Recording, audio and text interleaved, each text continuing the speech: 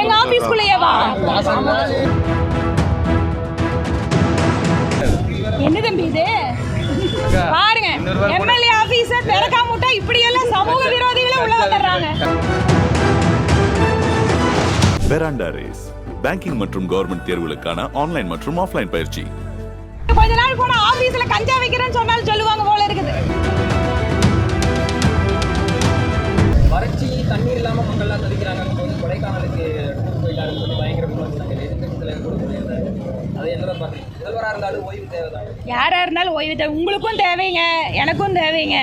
ஓய்வு இல்லாம வேலை செஞ்சோன்னா ஒரு நாளைக்கு மேல ஓட முடியாது. ஓய்வுங்கிறது வேணும் தான். அதெல்லாம் மனிதாபிமான அடிப்படையில் நாங்கள் அதுக்கு விமர்சனம் பண்ண மாட்டேன். ஆனால் என்ன எதிர்பார்க்குறோன்னா, நீங்கள் ஓய்வுக்கு போனாலும் கூட அரசு இயந்திரம் ஓய்வறியாமல் உழைக்க வேண்டும் என்பதுதான் எங்களோட எதிர்பார்ப்பு. முத்திரைத்தாள் மட்டும் உயர்த்தினாங்க. சொத்து வரி, குடிநீர் வரி, கரண்ட் பில்லு எல்லாம் இந்த அரசாங்கம் உயர்த்தாத ஏதாவது ஒரு ஏரியாவை சொல்லுங்க. டாஸ்மாக்ல கூட ரேட் எல்லாம் ஏத்திட்டேன்னு சொல்லிக்கிறாங்க.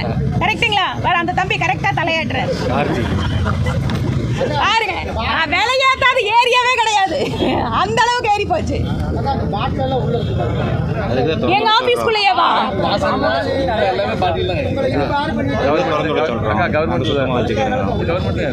என்ன தம்பி இது பாருங்க, எம்எல்ஏ ஆபீஸ திறக்காம விட்டா இப்படி எல்லாம் சமூக விரோதிகளே உள்ள வந்துடுறாங்க.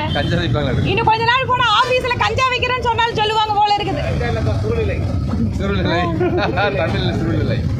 ரொம்ப வேதனையா இருக்குதுங்க. நன்றிங்க. பெராண்டா ரேஸ் பேங்கிங் மற்றும் கவர்மெண்ட் தேர்வுகளுக்கான ஆன்லைன் மற்றும் ஆஃப்லைன் பயிற்சி.